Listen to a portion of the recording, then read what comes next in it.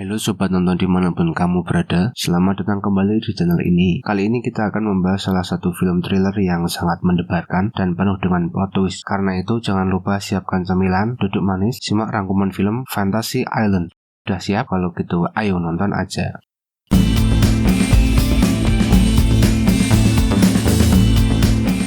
Film ini dimulai di sebuah pulau dengan seorang wanita bernama Sloan yang lari dari kejaran sesuatu. Dia menelpon pemilik pulau yaitu Tuan Roar untuk meminta bantuan, tetapi dia mengingatkannya bahwa dia adalah tamu di sana dan akhirnya Sloan ditangkap oleh pengejarnya. Kemudian sebuah pesawat yang penuh dengan tamu tiba di Fantasy Island di mana Roar menyambut mereka bersama dengan asistennya Julia. Di antara mereka terdapat Gwen Olsen, Melanie, Patrick, serta saudara tiri JD dan Brex Weaver. Roar mengatakan kepada mereka semua bahwa semua fantasi terbesar mereka dapat diwujudkan sampai mereka mencapai kesimpulan alami. Mengamati para tamu dari jauh adalah seorang pria bernama Damon. Setelah para tamu saling mengenal satu sama lain, Roar memulai membawa mereka ke dalam fantasi mereka masing-masing. Dia membawa JD dan Brex ke dalam fantasi pesta yang tidak berakhir, di mana JD bergaul dengan sekumpulan wanita cantik, sementara Brex bergaul dengan pria-pria tampan dan sekumpulan ganja. Saat berpesta, Brex melihat penampakan seorang pria yang terbakar secara mengerikan. Keesokan paginya, Gwen bertemu dengan Roar yang mengajukan pertanyaan-pertanyaan khusus tentang latar belakangnya. Dia diperlihatkan pada fantasinya, yaitu sebuah restoran di mana dia menolak lamaran dari mantan pacarnya demi mengejar tujuan karirnya. Dia bertemu dengan mantan pacarnya, Alan. Dia nyata dan telah terjebak dalam fantasi tersebut, yang membuat Gwen merasa tidak enak. Namun dia menikmati hubungan kembali dengan Alan, dan ketika dia melamarnya sekali lagi, dia memilih untuk menerimanya. Melanie berbicara dengan Patrick tentang fantasi pribadinya, yaitu menyiksa mantan pengganggunya di sekolah. Roar kemudian membawanya ke ruang bawah tanah di mana ia menemukan Sloan diikat di belakang cermin dua arah. Mengira itu hanya hologram, Melanie mulai menyiksanya dengan menyetrum atau menyiramkan air toilet kepadanya. Dia kemudian mengunggah video Sloan yang sedang berselingkuh dengan pria lain yang diposting di Facebook untuk dilihat oleh suaminya. Komputer kemudian menelpon suaminya dan Melanie dengan cepat menyadari bahwa Sloan benar-benar ada di sana dan dia mencoba menghentikannya agar dia tidak semakin terluka. Seorang pria berpakaian seperti dokter bedah masuk dan dia mirip dengan dokter bedah yang dulu membuat Melanie takut, yang dijuluki oleh dokter tortur. Dia bersiap-siap untuk menggunakan gergaji mesin di lengan Sloan sampai Melanie menyalakan alat penyembelih ternak dan air toilet untuk menyetrum dokter tortur dan membebaskan Sloan. Melanie berpura-pura menjadi tamu agar Sloan tidak tahu bahwa dia sedang menyiksanya. Patrick dibawa ke dalam fantasinya yang menempatkannya kembali ke latar perang di tahun 80-an di mana ia bertemu kembali dengan ayahnya yang terbunuh dalam pertempuran itu. Patrick dibawa oleh tentara lain sebagai tawanan. Saat hal ini terjadi, JD dan Brex bermain-main dengan apa yang ada di rumah mereka, termasuk serangkaian granat dan senjata. Para tentara mendengar hal ini dan akhirnya terlibat baku tembak dengan musuh di zona mereka. JD dan Brex kemudian mengetahui bahwa rumah besar itu dimiliki oleh seorang preman bernama Kalisov dan sekelompok preman bersenjata mendekat. Melanie dan Sloan melewati hutan yang gelap untuk mencari jalan keluar dari pulau. Namun dokter tortur menemukan mereka lagi dan menyerang. Akhirnya mereka diselamatkan oleh Damon yang menusuk ahli bedah dengan parangnya. Damon memberitahu para wanita bahwa dia adalah seorang detektif swasta yang datang sebagai tamu yang berfantasi untuk melihat putrinya yang telah meninggal. Dan hal itu menjadi kenyataan. Namun semuanya berubah menjadi mimpi buruk dan dia terjebak di sana. Damon juga mengungkapkan bahwa Roar membubuhi minuman para tamu dengan semacam air ajaib yang merupakan sumber dari fantasi para tamu. Mereka bertekad untuk mendapatkan telepon untuk meminta bantuan sekaligus mengambil air di kantin. Namun ketika mereka sampai ke air mancur, fantasi para tamu itu diperlihatkan. Fantasi Sloan adalah untuk kembali bersama suaminya, sementara fantasi Melanie adalah menyiksa Sloan, membuatnya sadar bahwa Melanie berbohong tentang menjadi tamu, dan memberikan kesempatan kepada Melanie untuk melampiaskan kemarahannya kepada Sloan atas perlakuan Sloan kepadanya. Tuan Sullivan berhadapan dengan Patrick setelah menemukan foto dirinya dengan putranya di dalam barang-barang milik Patrick. Dia mengungkapkan bahwa itu adalah dirinya sebagai seorang anak dan Tuan Sullivan adalah ayahnya. Meskipun dia membuktikan informasi yang hanya bisa diketahui oleh mereka berdua, Tuan Sullivan tidak yakin bahwa Patrick akan melakukan apapun untuk mencegahnya dari takdirnya yang akan terjadi selama misi penyelamatan Sandra di Venezuela yang akan terjadi keesokan harinya. Gwen terbangun dan mendapati bahwa ia telah menikah dengan Alan dan mereka memiliki seorang anak perempuan berusia 5 tahun bernama Lila. Gwen mencoba mencari Roar dan mengubah fantasinya karena ini bukan yang ada dalam dalam pikirannya. Dia berbicara dengan Julia dan mengatakan kepadanya bahwa fantasinya adalah untuk kembali dan menyelamatkan seseorang dari kebakaran yang disebabkannya. Dia memberitahu Gwen bahwa fantasinya sendiri adalah untuk dapat melihat istrinya yang telah meninggal, dan itu hanya dapat berlanjut selama dia memenuhi fantasi para tamu. Meskipun Roark awalnya menolak, Gwen meyakinkannya untuk membiarkannya memasuki fantasi baru setelah menunjukkan bahwa dia hanya bisa melihat istrinya jika dia membiarkannya memiliki fantasinya. Kepala preman Kalisov menginterogasi JD dan Brex tentang sejumlah uang yang seharusnya ada di dalam rumah. Mereka mencoba mengelabui para preman dengan mengatakan bahwa uang itu ada di garasi, tempat senjata mereka berada. Di saat yang sama, Gwen memasuki fantasi barunya ke dalam gedung yang terbakar. Dia melihat JD dan Brex melarikan diri. Dia mencoba masuk ke dalam apartemen yang terbakar untuk menyelamatkan korban, yaitu Nick Taylor. Dia berlari keluar untuk mencari bantuan, menemukan Patrick di sana sebagai polisi yang tidak membantu karena dia ingin menunggu petugas pemadam kebakaran. Gwen berlari kembali ke dalam namun tidak sadarkan diri hingga dia ditemukan oleh Julia. Patrick dan para prajurit tiba di lokasi penyanderaan yang kebetulan adalah rumah besar. Setelah JD dan Brex berhasil melawan beberapa preman, Patrick menemukan mereka dan membantu membunuh beberapa preman, tetapi mereka hidup kembali sebagai zombie. JD dan Tuan Sullivan akhirnya terbunuh tanpa Brex maupun Patrick yang dapat menolong mereka. Melanie, Sloan, dan Damon diserang oleh zombie Dr. Tortur yang sekali lagi mencoba menyerang Sloan hingga mengorbankan dirinya sendiri dengan cara melempar dirinya sendiri dan ahli bedah melompat ke tepi jurang. Para wanita kemudian kembali ke ruang penyiksaan untuk mengambil telepon. Sloan menelpon suaminya dan meminta maaf kepadanya atas penipuan yang dilakukannya, sekaligus menggunakannya sebagai permintaan maaf kepada Melanie. Mereka kemudian menghubungi rekan-rekan Damon untuk meminta bantuan untuk melarikan diri. Ketika semuanya semakin memburuk, para tamu berkumpul untuk menghadapi Roark dan antek-anteknya mengenai fantasi tersebut, karena mereka semua berada di dalam fantasi seseorang yang menginginkan mereka mati. Dan Gwen menyimpulkan bahwa mereka semua terhubung dengan Nick. Dia menyebabkan kebakaran yang menewaskannya dengan tidak sengaja meninggalkan ketel di apartemennya, dan Patrick berada di tempat kejadian tetapi tidak masuk untuk membantu. JD adalah teman sekamar Nick dan hendak memeriksanya, tetapi Brex menyuruhnya pergi. Melanie seharusnya pergi berkencan dengan Nick malam itu, namun ia sakit dan membatalkannya, yang berarti Nick tidak akan mati jika ia bersamanya. Mereka kemudian berlari untuk mengejar pesawat tetapi ditembak jatuh oleh para preman. Para tamu lari bersembunyi dan percaya bahwa Julia adalah ibu Nick yang ingin membalas dendam kepada mereka. Mereka bertekad untuk menghancurkan air mancur Roark untuk menghentikan fantasi tersebut. Kelompok ini memasuki gua untuk menemukan air mancur. Di sana, mereka diserang oleh manifestasi dari iblis pribadi mereka masing-masing. Sloan melihat dirinya sendiri yang menggertak, sementara Patrick diserang oleh orang mati yang tidak dapat dia selamatkan. Dan Gwen melihat bahwa Lila telah membunuh Alan. Hantu Nick juga muncul di hadapannya, namun tidak mengetahui siapa Julia saat Gwen menyebut namanya. Setelah mereka melawan semua orang, Melanie muncul di hadapan Patrick dan mulai menikamnya. Orang-orang lain mencapai air mancur untuk menghancurkannya dengan melemparnya dengan sebuah granat, tetapi Roark menghentikan mereka karena Julia adalah istrinya dan dia tidak ingin berhenti melihatnya setelah dia meninggal. Kemudian terungkap bahwa mereka semua adalah fantasi Melanie. Dia ingin pergi bersama Nick malam itu, namun dia menahannya karena keraguan dirinya akibat intimidasi dari Sloan. Roark melihat bahwa Julia hampir menyerah pada penyakitnya lagi dan dia meyakinkannya bahwa inilah saatnya untuk melepaskannya untuk selamanya. Dia melakukannya dan dia pergi untuk membantu orang-orang lain. Dia memberitahu Sloan bahwa dia masih harus mewujudkan sebuah fantasi. Dia minum dari kantin dan berharap agar Melanie dan Nick berakhir bersama. Zombie Nick kemudian muncul dari air mancur dan menarik Melanie ke dalam, menyebabkan para zombie menghilang. Dia melompat keluar dengan cepat untuk melemparkan kembali granat, tetapi Patrick melemparkan dirinya sendiri ke granat untuk menyelamatkan semua orang. Gwen, Sloan, dan Brex terbangun keesokan harinya saat mereka bersiap untuk pergi. Roark memberitahu Brex bahwa dia secara teknis menghidupkan fantasi JD. Jadi dia masih memiliki satu fantasi yang bisa dia gunakan. Fantasinya adalah agar JD kembali ke rumah dalam keadaan hidup, yang berarti dia harus tetap tinggal di pulau itu. Brex setuju dan JD pulang ke rumah dengan pesawat bersama Gwen dan Sloan. Brex kemudian mengungkapkan nama panggilan JD untuknya, yaitu Tato. Dia tetap tinggal dan menjadi asisten baru Roark.